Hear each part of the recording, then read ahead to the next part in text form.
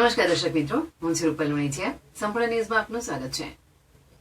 થરાદના નવીન highway પર ગાયત્રી 3 રસ્તા પાસે રવિવારે એક ગંભીર અકસ્માત સર્જાયો હતો.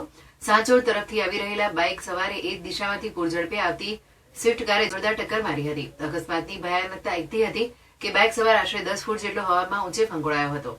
થરાદના નવીન હાઈવે પર ગાયત્રી 3 રસ્તા પાસે ગંભીર અકસ્માત સર્જાયો હતો.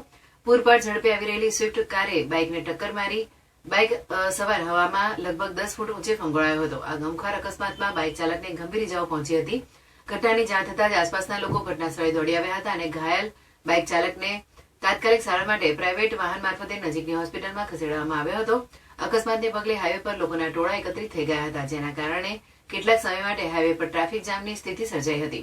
ઘટના સ્થળે હાજર પ્રત્યક્ષદર્શીએ દ્વારા જાણવા મળ્યું હતું કે સાંચોર બાજુથી મોટરસાયકલ આવી રહ્યું હતું અને એ જ બાજુથી પૂરઝડપે સ્વિફ્ટ કાર આવી રહી હતી. અચાનક ગાડીએ બાઇકને ટક્કર મારતા બાઇક પર સવાર ચાલક લગભગ 10 ફૂટ જેટલો હવામાં ઊંચે ફંગોળાયો હતો અને તેને ગંભીર ઇજાઓ થઈ હતી.